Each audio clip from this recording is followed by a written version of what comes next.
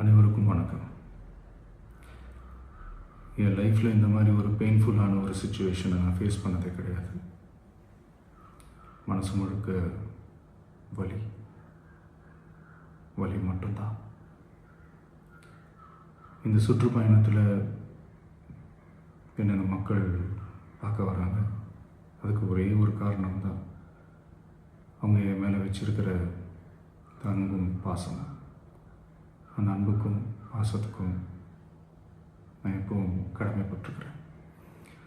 அதனால தான் இந்த சுற்றுப்பயணத்தில் மற்ற எல்லா விஷயங்களையும் தாண்டி மக்களுடைய சேஃப்டி, அதில் எந்த காம்ப்ரமைஸும் பண்ணிடக்கூடாதுன்றதுக்காக தான் அது என் மனசில் ரொம்ப ஆழமாக இருக்கும் அந்த எண்ணம். அதனால தான் இந்த அரசியல் காரணங்கள் எல்லாத்தையும் தவிர்த்துட்டு ஒதுக்கி வச்சுட்டு மக்களுடைய சேஃப்டி மட்டும் மைண்டில் வச்சுக்கிட்டு அதுக்கான இடங்களை சூஸ் பண்ணுறது, அதுக்கான இடங்களை பார்த்து பர்மிஷன் கேட்குறது, போலீஸ் டிபார்ட்மெண்ட்டில் அதை ரிக்வெஸ்ட் பண்ணி கேட்போம். ஆனால்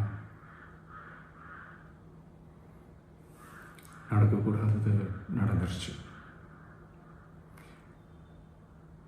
நானும் மனுஷன் தானே. அந்த நேரத்தில் அத்தனை பேர் பாதிக்கப்பட்டு இருக்கும்போது எப்படி அந்த ஊரை விட்டுட்டு என்னால் கிளம்பி வர முடியும்? நான் திரும்ப அங்கே போகணும்னு இருந்துச்சுன்னா அதை ஒரு காரணம் காட்டி அங்கே வேறு சில பதட்டமான சுச்சுவேஷன்ஸ், வேறு சில அசம்பாவிதங்கள், அந்த மாதிரி எதுவும் நடந்துடக்கூடாதுன்றதுக்காக தான் நான் அவாய்ட் பண்ணேன். இந்த நேரத்தில் சொந்தங்களை இழந்து தவிக்கிற அத்தனை குடும்பங்களுக்கும் என்னுடைய ஆழ்ந்த இரங்கலை தெரிவிச்சுக்கிறேன். எனக்கு தெரியும், என்ன சொன்னாலும் இது ஈடேயாகாதுன்னு எனக்கு தெரியும்.